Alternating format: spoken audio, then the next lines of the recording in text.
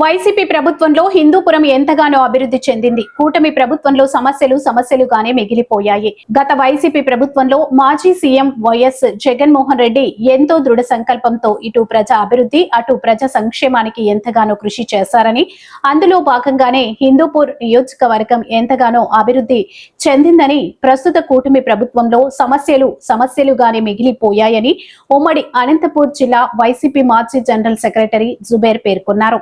MLA Nandamuri Balakrishna నియోజకవర్గంలో 3 రోజులు పర్యటించిన సందర్భంగా వైసీపీ మాజీ జనరల్ సెక్రటరీ జుబేర్ విలేకరుల సమావేశం ఏర్పాటు చేసి వివరాలు వెల్లడించారు.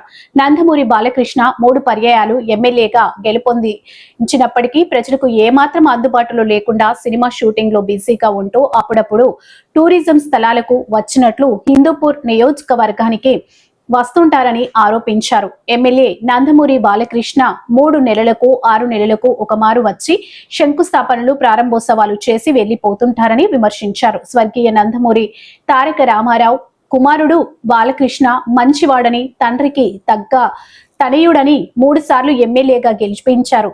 అయితే ఆయన ప్రజా ప్రతినిధి అని మరిచి ప్రముఖ సినీ యాక్టర్ మాదిరి వ్యవహరిస్తున్నారని, సమస్యలుగానే మిగిలిపోయాయన్నారు. ఇప్పటికైనా ఎమ్మెల్యే నందమూరి బాలకృష్ణ ప్రజా సమస్యల పట్ల ఆరా తీసి నియోజకవర్గ ప్రజల రుణం తీర్చుకోవాలని కోరారు. ఈ ప్రెస్ మీట్ ఏర్పాటు చేయడం ముఖ్య ఉద్దేశం ఏంటంటే, ఈ గత 3 రోజుల నుండి మా హిందూపురం నియోజకవర్గ ఎమ్మెల్యే నందమూరి బాలకృష్ణ గారు టూర్ భాగంగా కొన్ని అభివృద్ధి కార్యక్రమాలకు శంకుస్థాపనలు చేసి కొన్ని ఈరోజు జిఎస్టీ గురించి రన్నింగ్ ఒక ప్రోగ్రాం పెట్టి ఈరోజు ఆయన వెళ్ళిపోయినాడు. ఎక్కడికైనా వేసవికాలంలో కానీ ఇంకొక హాలిడేస్ టైంలో కానీ మనం ఎట్లా టూర్ వెళ్తామో అలా టూర్ వచ్చి వెళ్ళే మా హిందూపురం నియోజకవర్గ ఎమ్మెల్యే నందమూరి బాలకృష్ణ గారు మా పార్టీని ఉద్దేశించి గత ప్రభుత్వం ఏది అభివృద్ధి చేయలేదు మెడికల్ కాలేజీల విషయంలో అని ఇట్లా కొన్ని సందర్భాలు తీసి నిన్న జరిగినటువంటి ఇదే మీడియా మిత్రులు అడిగిన ప్రశ్నలకు కామెంట్ చేస్తున్నారు. గత ప్రభుత్వం ఏది చేయలేదు, మేము చేస్తున్నాము అని చెప్పేసి అంటున్నారు. మెడికల్ కాలేజీలు మొత్తం రాష్ట్రం అంతా కూడా చూస్తూ ఉంది. మెడికల్ కాలేజీలు ఎవరు కట్టినారు, ఎన్ని రన్నింగ్ లో ఉన్నాయి, ఎన్ని పెండింగ్ లో ఉన్నాయి వాస్తవాలే మా నాయకుడు కూడా చెప్పాడు, మా నాయకులు కూడా చెప్పారు. ఇన్ని రన్ అవుతున్నాయండి, 4 రన్ అవుతున్నాయి, ఇంకా కొన్ని నిర్మాణంలో నడుస్తున్నాయి. 5 కళాశాలలు పూర్తిగా ఓపెనింగ్ అయిపోయినాయి. అందులో పాఠాలు కూడా నిర్వహిస్తారు. అవన్నీ కూడా వీడియోలు పేపర్లలో స్టూడెంట్లే పత్రికా విలేకరులు కూడా చెప్తున్నారు, మేము మా పాఠాలు నేర్చుకుంటున్నాం అని చెప్పేసి. ఇవన్నీ చూసి కూడా మా ప్రభుత్వం మీద మీరు ఎలా నిందలేస్తున్నారో మాకు అర్థం కావడం లేదు. మీరు ఇన్ని రోజులు మా పార్టీలో కూడా నాకు చిన్న ఉన్నటువంటి మా హైకమాండ్ పెద్దలు అయితేనేమి, మా పార్టీ నాయకుల దగ్గర అయితేనేమి మా ఈ నియోజకవర్గం గురించి చర్చకు వచ్చినప్పుడు బాలకృష్ణ గారు మంచోరేగా అనే ఒక ఉద్దేశం ఉండేది. మీరు అసెంబ్లీలో మా నాయకుడిని మీరు ఉద్దేశించి మాట్లాడిన మాటలు అంతకుముందు మీరు గుర్తుండకపోవచ్చు నాకైతే తెలియదు. మా ఎమ్మెల్సీతో పాటు నేను అసెంబ్లీ మీరు లంచ్ తర్వాత ఎంట్రన్స్ దగ్గర నేను నిలబడితే మీరే ఆగి మా ముస్లిం పద్ధతిలో సలాం చెప్పిపోయి నిలబడి, అంటే మీ పార్టీ వాళ్ళు అందరూ ఉన్నా కూడా వాళ్ళని పట్టించకుండా నన్ను చూసి మా నియోజకవర్గంలో నాకు ఆపోజిట్ అయినా మర్యాద ఇచ్చి మీరు నిలబడి నా సలాం చెప్పి టీకే అని చెప్పి అడిగిపోయినారు. అక్కడున్న మా నాయకులు భలే మంచోడగా మీ ఎమ్మెల్యే అని అన్నారు. లోపల పోగానే మీకేమైపోయిందో తెలియదు కానీ మా నాయకుని ఉద్దేశించి వివిధ రకాలైనటువంటి మాటలు అన్ని కొన్ని చెప్పకూడదు, ఎందుకంటే అది చెప్పి నేను మళ్ళీ దాన్ని ఇంకో చెడ్డగా తీసుకోకూడదని ఇంతటితో ఆపేసుకుంటాను. మీకున్నటువంటి మర్యాద మీరే మండగలుగుతున్నారు. ఈ హిందూపురం అభివృద్ధి గురించి మాట్లాడినాయి అంటే మీరు అది మానేసి మీరు దాన్ని ఏదో చర్చలో భాగంగా తీసుకొని మళ్ళీ దాని కామెంట్లుగా మీ సినిమా ఇండస్ట్రీనే ఆయన పైన మీరు ఎవరినైతే కామెంట్ చేస్తున్నారో ఆయనే విలేకరులకు ఒక పత్రిక ద్వారా ఆయన సమావేశాన్ని ఆయన దాంట్లో తెలియజేస్తున్నారు. ఇట్లా ఉంటాయి కొన్ని. అంటే మీరు ఎందుకు ఇలా మారిపోతున్నారో ఎవరికి అర్థం కావడం లేదు. మీరు మంచి చేస్తారనే ఒక థాట్ అయితే అందరికీ ఉంది, దాన్ని మీరే చెడుకున్నారు మా ఎమ్మెల్యే నందమూరి బాలకృష్ణ గారు. ఇకపోతే చుట్టపు చూపుగా వచ్చి వెళ్తున్నారు. 3 రోజులు 4 రోజులు నేను అది ఎలా ఉందంటే బయట మనం ఇంతకు ముందు అన్న టూర్లకు ఎట్లా పోతాం అట్లా టూర్కి వస్తున్నారు. అయితే విలేకరులు కూడా మీరు అదే ఇస్తున్నారు, హిందూపురం పర్యటన భాగంగానే ఇస్తారు.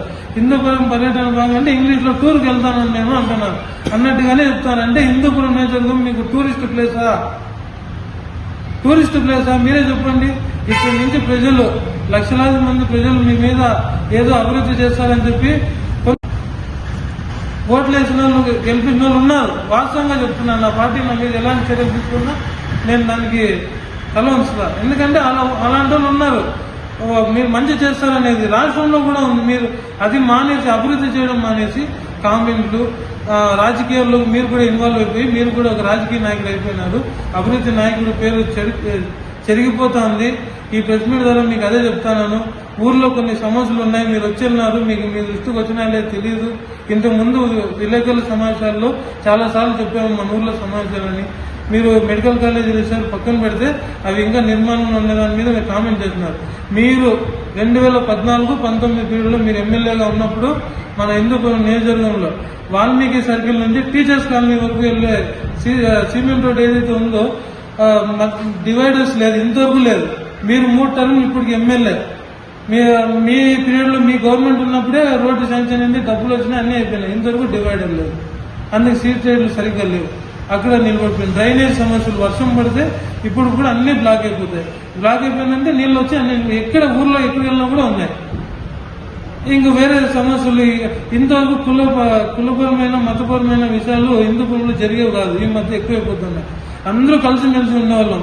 ఏ దానికి ఆ కులాలు ఇప్పుడు హిందూపురం అంటే వ్యతిరేకంగా మారిపోతుంది.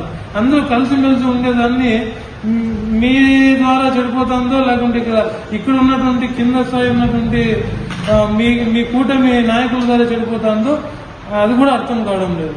ఇంకా రైతుల సమస్యల గురించి మాట్లాడినారు. రైతులు నేను ఉన్నంత వరకు అన్యాయం జరుగుతున్నారు. వాళ్ళకు సరిగా గిట్టుబాటు జరగలేదు. టమాటా రూపాయి పడిపోయింది. ఇట్లా చెప్పుకుంటూ పోతే చాలా ఉన్నాయి, చాలా సమయం పడుతుంది.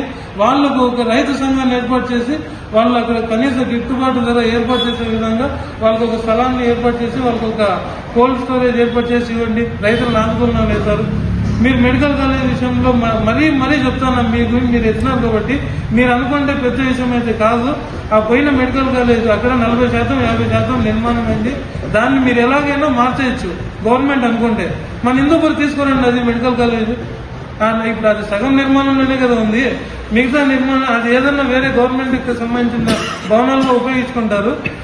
మన హిందూపూర్ తీసుకొని వచ్చి దాన్ని నిర్మాణం చేయండి, అభివృద్ధి చేయండి. పారిశ్రామిక వాడ ఉంది. పారిశ్రామిక వాడలో సరిగా రోడ్లు లేవు. ట్రాన్స్పోర్టేషన్ కి ఎంత ఇబ్బంది ఏదంటే గుంతలు, ఎటువైపు చూసినా డ్రైనేజ్, పొల్యూషన్ వాటర్ అయితే రోడ్లో వచ్చింటారు. ఇలా చెప్పుకొని చాలా ఉన్నాయి. ఆటో నగర్ సమస్య వాళ్ళు బిక్కు అని రోజు అలాగే గడుస్తున్నారు. మా బతుకులు ఏమైపోయాయో ఇక్కడ ఇచ్చేస్తున్నారు. అక్కడ ఉన్నప్పుడు అక్కడి నుంచి తెచ్చి ఇక్కడ ఇస్తున్నారు. ఇంతవరకు మా స్థలాలు మా పేరులో రిజిస్ట్రేషన్ లేవు అని చెప్పి ఇలా హిందూపురం సమస్యలన్నీ మీ దృష్టిలో తీసుకొని హిందూపురాన్ని అభివృద్ధి పరచాలని మీ దృష్టికి తీసుకొని వస్తూ పత్రికా విలేకరుల సమావేశానికి వచ్చిన మీ అందరూ ధన్యవాదాలు.